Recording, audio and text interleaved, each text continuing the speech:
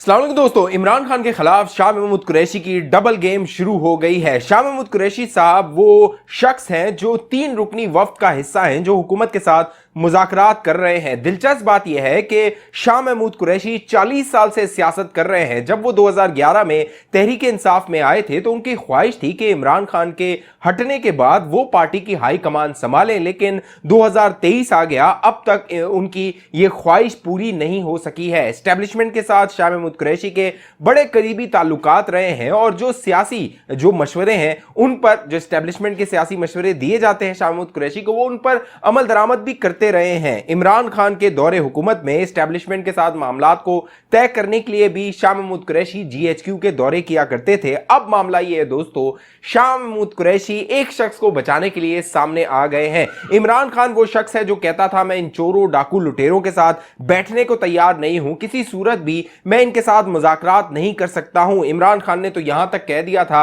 मैं दहशतगर्दों के साथ, जो मुल्क दुश्मन अनासिर हैं, उनके साथ बातचीत कर सकता हूं, मुज़ाकरात कर सकता हूं, लेकिन ये जो PDM की जमातें हैं ये चोरों का टोला है, इनके साथ मैं कभी बैठ नहीं सकता, मैं मर जाना पसंद करूंगा, मैं इनके साथ कभी बैठकर बात नहीं कर सकता हूं। अब मामला यह है दोस्तों, तहरीक इंसाफ मजबूर हो गई। उसकी वजह यह है कि इमरान खान ने तहरीक इंसाफ को बंद गली में फंसा दिया था। इमरान खान को बाकायदा शाह महमूद कुरैशी ये मशवरे देते रहे थे कि पंजाब और खैबर पख्तूनख्वा जो असेंबलियां हैं वो न तोड़ी जाएं, उनके साथ परवेज इलाही भी इमरान खान को ये पैगाम देते रहे, मशवरा देते रहे, लेकिन इमरान खान किसी की सुनने को तैयार नहीं थे। एक मकबूलियत का बुखार था जिस पर इमरान खान मुब्तला थे, लेकिन अब मामला यह है, इमरान खान को एहसास हुआ कि उनकी जितनी भी सियासी चालें थी वो सारी उल्टी पड़ गई हैं।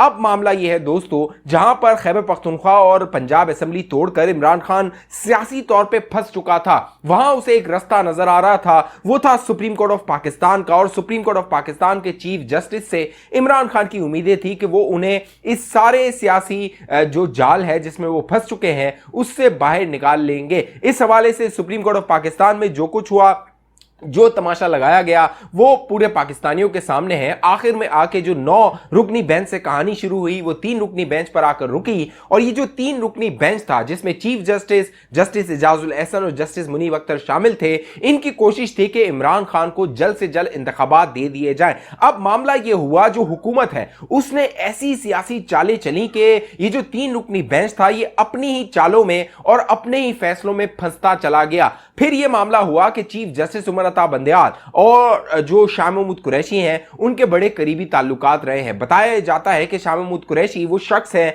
जब justice Umar Ata Bandial chief justice बने थे और उन्होंने अपने घर जब जजेस को बुलाया था तो शाह महमूद कुरैशी वो वाहिद सियासतदान थे जो जस्टिस उमर अता बंदियाल के घर गए थे और वहां पर उन्होंने डिनर किया था, वहां पर चीफ जस्टिस से मुलाकात की थी। बचपन के दोनों दोस्त हैं। मामला यह है कि चीफ जस्टिस उमर अता बंदियाल की ख्वाहिश पर ही इमरान खान ने शाह महमूद कुरैशी को इस मुज़ाकराती कमेटी में शामिल किया, क्योंकि इससे कबल ये खबरें आती रही थी कि शायद जो मुज़ाकरात होंगे उनकी जो सरबराही होगी तहरीक इंसाफ की जानिब से वो असद कैसर करेंगे, और बाकायदा असद कैसर इस हवाले से बयानात भी देते रहे थे। लेकिन अचानक जो इमरान खान थे उन्होंने शाह महमूद कुरैशी को आगे कर दिया। जरा ये दावा करते हैं कि शाह महमूद कुरैशी को आगे इसलिए किया गया कि जो जस्टिस उमर अता बंदियाल और ये जो जजेस हैं वो फंस चुके हैं अपने फैसले में, उनको इस बंद गली से निकाला जाए। मामला यह है कि 27 अप्रैल को जब सुप्रीम कोर्ट ऑफ पाकिस्तान में समाअत हो रही थी, इस समाअत के दौरान भी शाह महमूद कुरैशी चंद तजावीज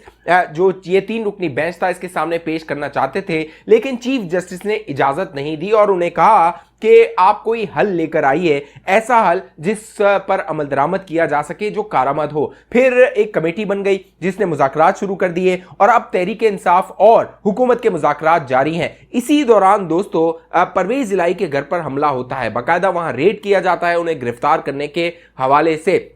अब जो इमरान खान है उसकी भरपूर कोशिश है कि ये जो मुज़ाकरात हैं ये कामयाब ना हो सकें और जो शाह महमूद कुरैशी है वो इस सारे क्राइसिस में से जो चीफ जस्टिस उमर अता बंदियाल फंस चुका है उसे ना निकाल सके।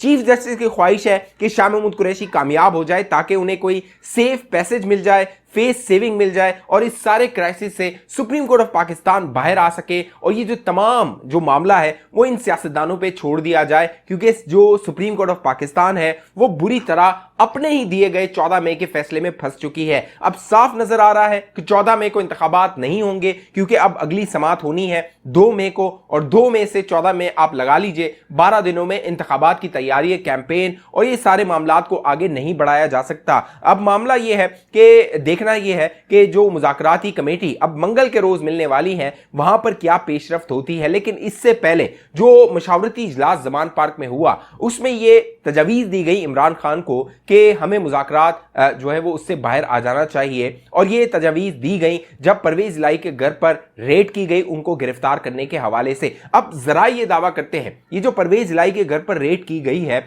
इसमें तहरीक इंसाफ के लोग भी खुश है, वो ये समझते हैं कि परवेज इलाही का एहतसाब होना चाहिए, क्योंकि इमरान खान भी दिल से ये समझता है कि परवेज इलाही करप्ट सियासतदान है, वो परवेज इलाही के लिए जो ईमानदारी की कसम है वो नहीं उठा सकता। इसीलिए माजी में इमरान खान परवेज इलाही को पंजाब का सबसे बड़ा डाकू कहा करता था। अब उसी पंजाब के सबसे बड़े डाकू का पंजाब को लूटने के हवाले से एहतसाब किया जा रहा है, लेकिन परवेज इलाही अपनी गिरफ्तारी या फिर जो कानून नाफिज करने वाले इदारे हैं, जो तहकीकाती इदारे हैं, उनके सामने पेश होने को तैयार नहीं है। जमान पार्क में जो इजलास हुआ इमरान खान को कहा गया कि इन मुज़ाकरात से हमें परवेज इलाही को जवाब बनाकर बाहर आ जाना चाहिए और हमें जो मुज़ाकरात हैं उनको आगे नहीं बढ़ाना चाहिए। लेकिन दूसरी जो तजवीज़ इमरान खान को दी गई जिसमें बेशतर अरकान थे, 60% अरकान की यह तजवीज़ थी कि हमें मुज़ाकरात को आगे बढ़ाना चाहिए क्योंकि सबसे ज्यादा जो सियासी नुकसान है वो हमारा है। लेकिन जो इमरान खान शातिराना चाल चल रहा है वो ये है कि सारा मलबा चीफ जस्टिस पे डाल दिया जाए,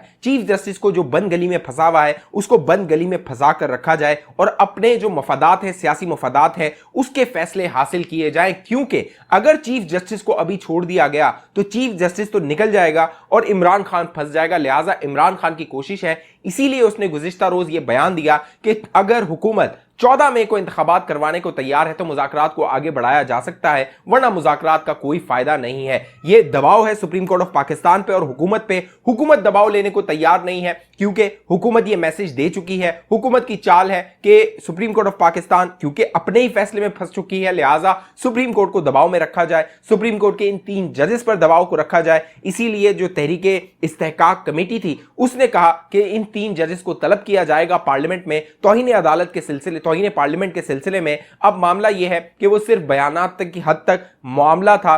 अब जो सुप्रीम कोर्ट ऑफ पाकिस्तान है ना उसको कोई सियासतदान रेस्क्यू करने को तैयार है, ना सुप्रीम कोर्ट के अंदर जो जस्टिस उमरता बंदयाल के जजेस हैं वो उन्हें रेस्क्यू करने को तैयार है, और ना ही एस्टैब्लिशमेंट जस्टिस उमरता बंदयाल को रेस्क्यू करने को तैयार है। इसीलिए जस्टिस उमरता बंदयाल अचानक खामोश हो गए हैं। वहां से ना कोई फैसला आ रहा है, ना कोई हुक्म आ रहा है, ना कोई अहकामात आ रहे हैं, और सिर्फ इंतजार है कि इन मुज़ाकरात के जरिए कोई शाह महमूद कुरैशी बंद गली से निकलने का रास्ता निकालें और जो सुप्रीम कोर्ट ऑफ पाकिस्तान के ये 3 जजेस हैं वो इस सारे गन से, जिस तरह एस्टैब्लिशमेंट ने इमरान नियाजी का गंद उठा के फंस गई थी, अब ये जो 3 जजेस हैं वो इमरान नियाजी का गंद उठा के फंस गए हैं। लिहाजा इनकी कोशिश है कि अल्लाह इनसे इनकी जान छुड़वाए। इस जो ये गंद का टुकड़ा इमरान नियाजी का इन्होंने सर पे उठा लिया है। अब जो शहबाज शरीफ की हुकूमत है उसने जो चाल चली है दोस्तों वो ये है कि सुप्रीम कोर्ट ऑफ पाकिस्तान अगर तलब करती है तो सुप्रीम कोर्ट ऑफ पाकिस्तान में पेश नहीं हुआ जाएगा। वही कहा जाएगा कि हम 4-3 के फैसले को मानते हैं, यानी 4 जजेस ने जो फैसला दिया था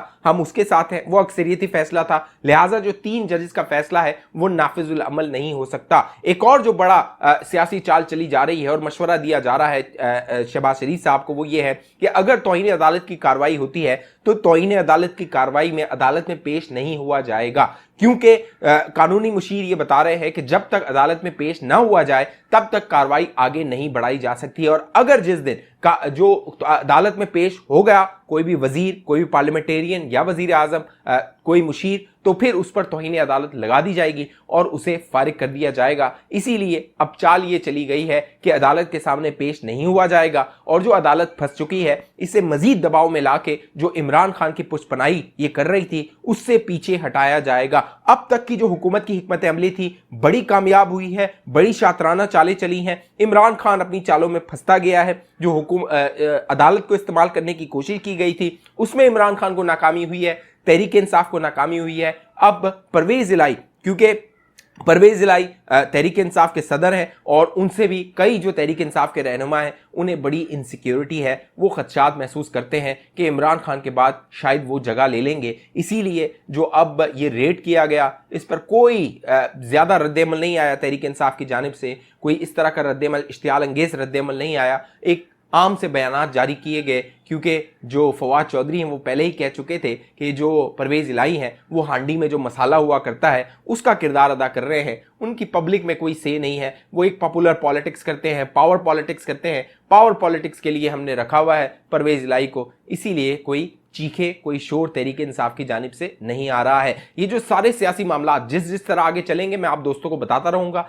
अभी तक ये चैनल आपने सब्सक्राइब नहीं किया जरूर सब्सक्राइब कीजिए, साथ घंटी का निशान है उसको लाजमी दबा दीजिए। जितने दोस्त ये वीडियो देख रहे हैं इस वीडियो को लाइक कर दीजिए, फेसबुक पे देखने वाले दोस्त हमारे पेज को लाइक कीजिए, फॉलो कीजिए, इस वीडियो को लाजमी शेयर कर दीजिए। किस शहर किस मुल्क से देख रहे हैं नीचे कॉमेंट करके बताइए। अगली वीडियो तक मुझे इजाजत दीजिए, अपना ख्याल रखिएगा। पाकिस्तान जिंदाबाद।